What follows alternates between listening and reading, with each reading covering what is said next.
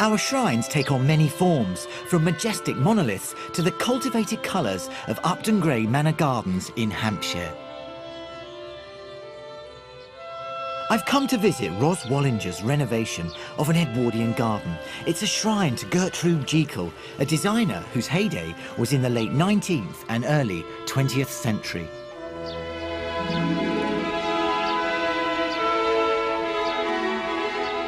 Gertrude was foremost an artist, yet when her eyesight began to fail, she turned to gardening with a passion.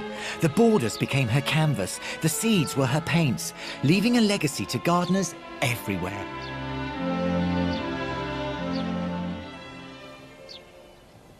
In the same kind of way that Avebury reflects our ancestors' ability to sculpt their environment, Upton Gray Manor Gardens reflect the arts and crafts movement of the late 19th and early 20th century. They simply brim with challenging ideas, which somehow restructures the way we consider nature. At an age most people start contemplating retirement, Gertrude Jekyll set about designing these beautiful gardens, yet within 50 years time would see them decay into an overgrown wilderness.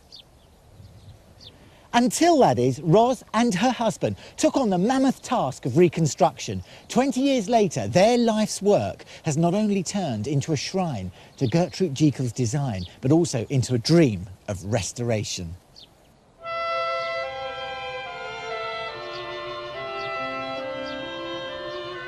Gertrude's designs aren't just about pretty flowers. They're also about functionality and a recreational place where children can play and animals roam freely. Her revolutionary approach went on to influence a whole new wave of garden designers. Well, I've looked around the gardens and they are truly inspirational. There's waves of colour everywhere and it reminds me of a Monet canvas. This place really is a true work of art. But why would you want to take on such a mammoth task? Well, I'm just about to find out. Ros, this must have been 20 years of blood, sweat and tears. It wasn't blood, sweat and tears. It was rewarding, very hard work, tiring at the end of the day, but a triumph every summer and go to sleep in the winter. So it's always been lovely. You've created something inspirational for everybody to see. What inspired you to start this project?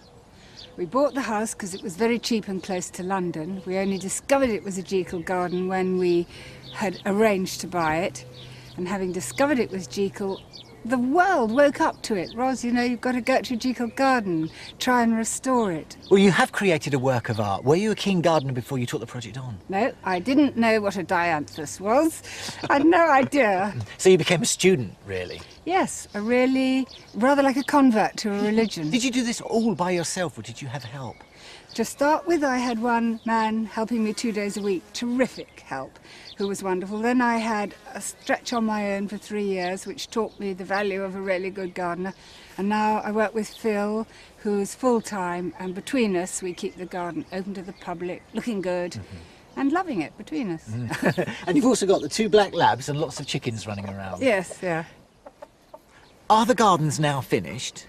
The gardens are complete as Jekyll designed them. Every plant that she puts on the plans that I'll ever find, and there are only 6 I can't, are in situ. Yeah. So it's finished, but as Phil said, it's constantly manicured and kept beautiful, and that's a sustained work, really. Yeah, it's ongoing. Could you ever move from here? Could you ever, let's say, let go from it? Could I ever let go? No. To hundreds of visitors every year, Upton Gray Manor has become a shrine to the sensory imagination of 2 very characterful ladies, Gertrude and Ros.